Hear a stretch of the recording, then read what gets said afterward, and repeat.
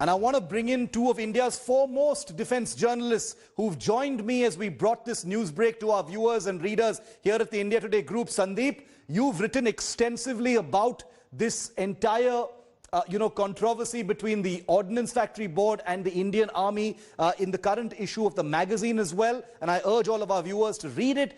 But Sandeep, what does a strike like this of 82,000 workers, what kind of impact could it have on the ground? Because the perception is this is a terrible time for the OFB to go on strike when there is a war-like situation in Ladakh.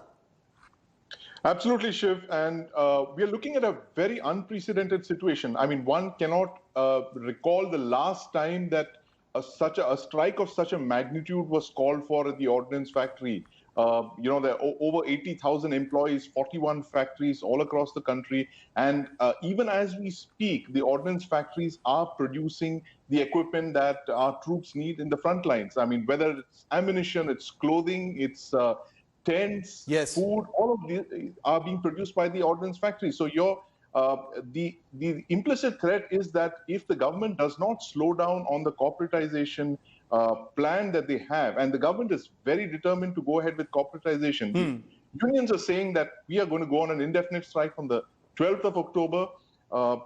This, like I said, is an unprecedented situation, Shiv. And I can report now that the government is trying its best to stave off this indefinite strike. In fact, just today, the Central Labour Commissioner Chief Labour Commissioner has reached out to both the Ordnance Factory Board employee unions as well as the Ministry of Defence, and there's talk of a meeting on the 9th of October to try and stave off this very, very unprecedented situation. I mean, it's actually a shameful, it's a disgraceful situation that, at a time when you're looking at a national security crisis, you're going on a strike on the very day that you're going to be talking with the Chinese on the 12th of October. I mean, it's as ridiculous as it gets, Shiv. Absolutely. And, it's actually shameful and ridiculous, Gaurav, that it has even got to this point. The strike was called on August the 5th. October 12th is when this is supposed to be happening. In the last few months since the strike was called, things have gotten from bad to worse in Ladakh. And yet these unions, and I am not for a moment saying these unions don't have their own grievances. That is for the MOD and the OFB to sort out during negotiations as far as corporatization is concerned. But speaking specifically here, the unions, I mean, how dare they not call off a strike when there is a national security situation? Surely everything comes second.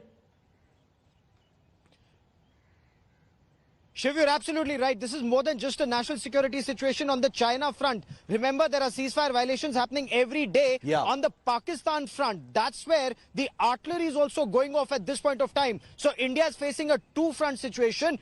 Tremendous tension at the line of actual control, where incidentally you need large amounts of small arms ammunition, artillery ammunition, air defense ammunition. All of that is required at this point of time. You also require Arctic tents, snow boots, all of which are being manufactured here. Arctic clothing, all of it is being manufactured at these 41 ordnance factories.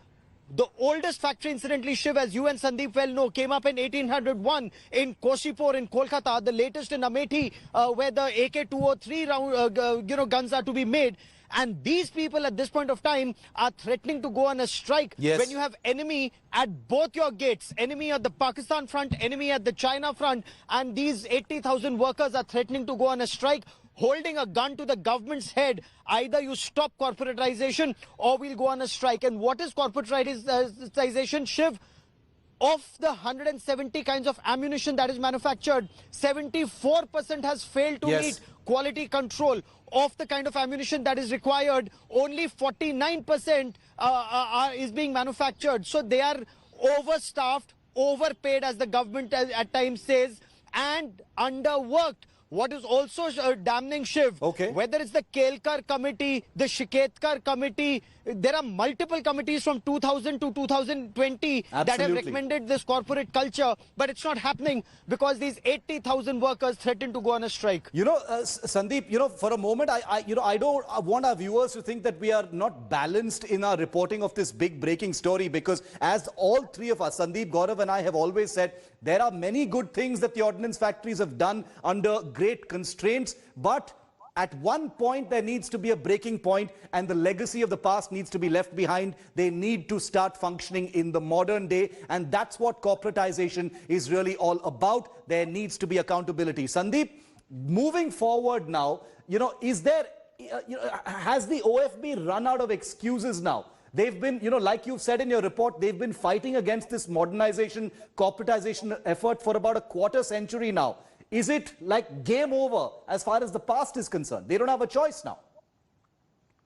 Well, Shiv, if you recall, last year there was an announcement from the government that they wanted to corporatize the OFB. There have been several attempts in the past, but last year the OFB went on an indefinite strike. They called it off very quickly in August when the government assured them that they would take their concerns on board. Yes. But what has happened now in the last couple of months is that the government has actually drawn a line on corporatization, and they said that they are going to go ahead with it regardless of what the UN unions say. And this is what has caused the conflict.